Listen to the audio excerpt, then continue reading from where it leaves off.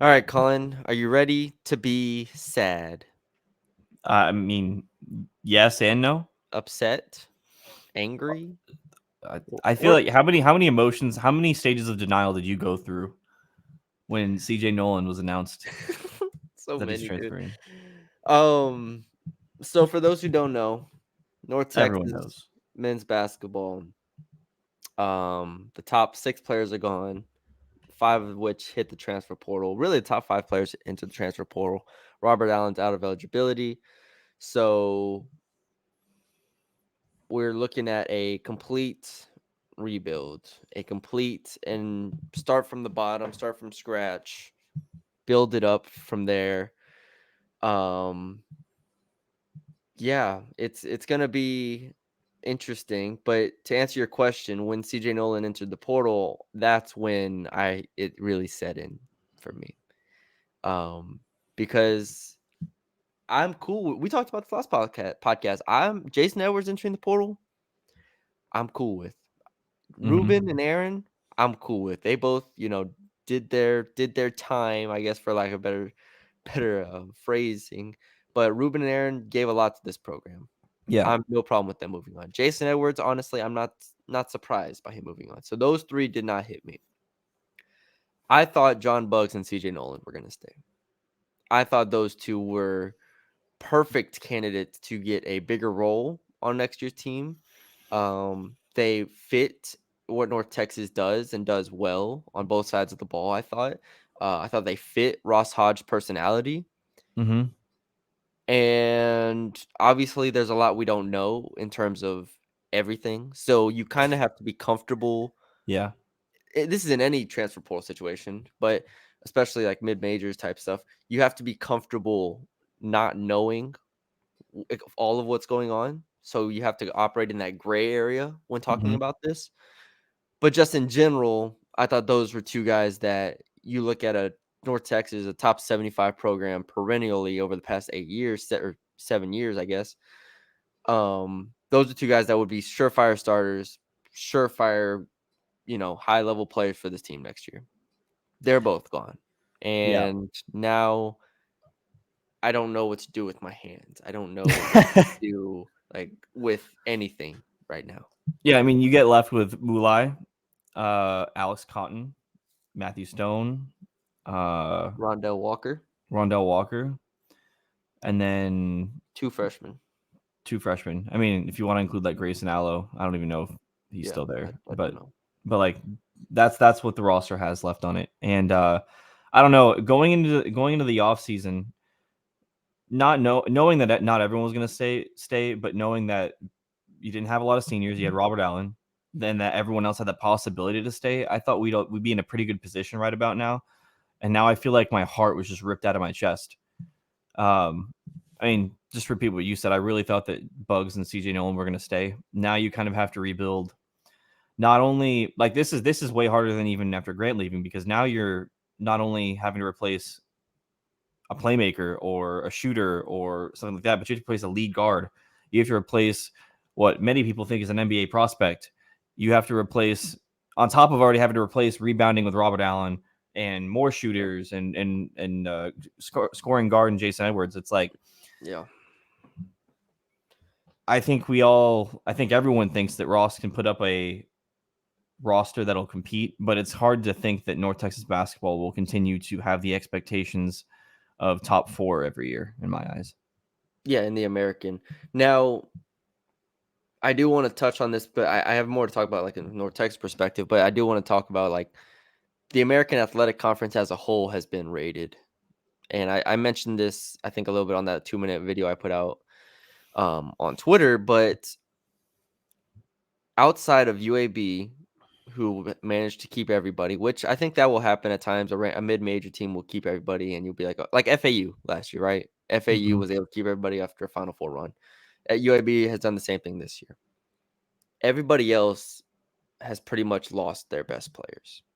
Like USF has lost their top guys. FAU obviously with Dusty May going to Michigan, they've lost their Mhm. top guys. Charlotte has lost their top 2 players.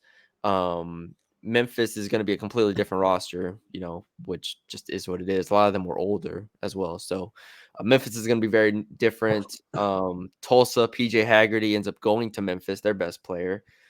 East Carolina, I know they've lost at least their best player. He's going to Miami. I think they might have lost another guy as well. Tulane lost a guy that's scoring 12 points a game. Like Rice, Makai Mason's going to Washington. UTSA, Jordan Ivy Curry is going to Virginia Tech. I just named almost every team in the conference. Now, what I think is disappointing is that it's not just one or two guys from North Texas. It's five. Yeah, it's your starting five. Like it is everybody is gone. Yeah. So I don't like. It's not that North Texas is in a completely dissimilar situation from everybody else here. It is the fact that we've had continuity for so long within the program, and I know I always do that. And B, I think also, UAB and Memphis and SMU, like a lot of them, like we know they're going to have talent year in and year out now, especially with SMU hiring Andy Enfield, who is just a recruiter. I'm sorry, SMU's not in the conference anymore. I don't have to worry about them. I'm looking at the standings from this year. Oh, Yeah. it's so nice. Just remove SMU from there. But still, you're going to have to compete with like a UAB now who returns everybody. And are you going to be able to, at the top end, compete with Memphis and UAB and whoever else gets talent from the portal? Like, I just think the ceiling as a team and as a program is significantly lower in this day and age in terms of transfer portal for mid majors. Like, I just think it's harder. Like, I think your top teams like that make the NCAA tournament, like UAB, like I mentioned, it's gonna be when they return 2 to 3 top players from the last year's team and they add to it from the portal and they're really good. Yeah. These teams that have to completely rebuild, I just can't see going into a year expecting to be top 3 in the conference, like top 2. Like, okay, we're gonna make the tournament this year. The reason North Texas made the tournament in 2020 was because, or 2021 was because they had Javion Hamlet, Zach Simmons, James Reese, go down the list of players that had returned, and then they added Mardrez McBride, and they added players that helped them out. And when things went wrong and they were losing games, it was fine because they had already been through the wars together in 2020. And so it's just it feels completely like a completely different terrain right now that we're facing. I think the thing that bothers me the most is that you had guys that have transferred multiple times or have just came from a transfer transferring out after seeing their role grow. Yeah. Like, I guess Bugs and Nolan Bugs and Nolan. specifically. Those are the 2 Yeah. that you're like, it does just doesn't It's like, to compute. me, it feels weird. Like, it doesn't feel like, I don't know. Because, like you said, you have teams losing their top end talent, which, that's Like going to like happen. I like think we that all would have been expected like that. us losing Aaron and Ruben, right? It would have been like, all right, Aaron, Ruben, and then maybe even Jason. It's like, okay, you lose your top end talent every year, but you think Right, you can keep. but yeah, you still have something like Bugs came in here, he was at UTSA, and it's like, okay, well, now you're on a really good team. Nolan wasn't playing in Oklahoma, Yep. and now would be the lead guard on a pretty good team. And then it's just like I guess, I mean, I'm not a college athlete in this, so I'm not going to pretend that I would make a decision one way or the other. But it just seems weird to even I said this about Jason, but I understand Jason more to an extent. Is it's like you have your role now, you know what you're going to get. You're being told already, you know the system. There's not going to have to be a change of scenery. Whereas every single one of these guys, Aaron and Ruben included, you're taking a chance on being worse or not having the same role. And for Aaron and Ruben, it makes more sense. For Jason, he can probably score anywhere. But for guys like CJ and Bugs, it's like, especially Bugs being already gone to 4 schools or however many schools it was, it's like, I feel like he had a place here. Like you said, like they fit. Yeah. So it just, I don't know. It feels weird to me. And then having to replace that in a portal that is, I just see on Twitter, is getting eaten up by any big school or any already established basketball school. It seems disheartening. Yeah, I mean, again, you look at last year, Abu ends up going to Xavier. Xavier has an okay year. They lose in the first round of the NIT. His usage percentage dropped from again, North Texas in his 2 years as a starter, he was 26% usage, 27% usage. This year, Xavier was 20% usage. So it's like, all right, you're going to take that natural dip. Tyler Perry, same type of thing. You go to Kansas State, they lose in the first round of the NIT as well. His usage percentage goes from 24, 24 and a half to 22, and his efficiency craters. Like he goes from a 40% 3-point shooter to 33% 3-point shooter. His 2-point percentage drops 5%. So it's like I don't think Tyler Perry and Abu would trade those. Like, I don't think they made the wrong decision because you get to experience Kansas State, you get to experience Oh, Xavier, for sure. and that's what Aaron and Ruben I think will do this year. Like their numbers might be worse, but wherever they go, I think that they'll have a chance to obviously show themselves and enjoy maybe some high like Big 12 basketball or something.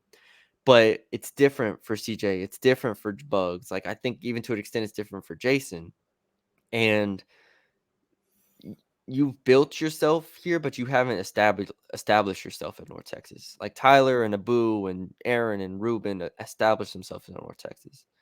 Heck, even Mo established himself at Mhm. North Texas. I guess what was it, 2 or 3 years from Mo Yeah, before going to I think Oklahoma? 3.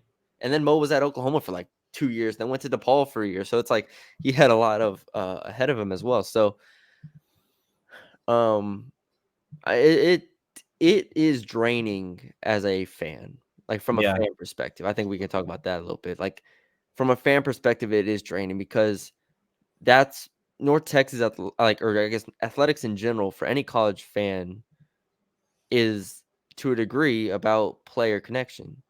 And at North Texas, especially where it is so intimate, like we've Mhm. talked about, the North Texas fan base isn't massive, right? Like we don't have this, we're not filling up the super pit, 13,000, however many it holds right now. We're getting a few thousand, but it feels very intimate to where Thomas Bell, Zach Simmons, like you go down a list of names over the past 7 years, and you remember multiple good moments for multiple years with those guys. Yeah. Now it's like, all right, what was John Bugs' highlight from the year? Like, what will you remember John Bugs about? I just remember him shooting a lot. Yeah. CJ Noland had a lot of buckets. I mean, but like now it's North Texas next year will have a whole different rotation, whole different starting five. We'll have no connection. We won't know their development. We won't know how much better Ross is making them. We won't know Yeah. have any context of anything. We're just gonna get these players and say, all right, they're good, they're bad. They've won games, they've lost games, and it's very. I hate to sound like everybody else in the world talking about college sports right now, but it just feels transactional, and that's not fun It's for not any. fun, but I mean, I think it's to play devil's advocate. Like I think the college players should be able to do whatever they want in terms of No, they should, that. and I Yeah. think we've talked about it. Sorry to cut you off. No, you're fine. Um, we've talked about it off air, on air, whatever. But like at some point, I do think it will become like a legitimate pay for play, like in Well, I think it contract. has to because otherwise, like as much as I think players should be able to leave or whatever, but also you have to protect the schools and the programs, and Yeah.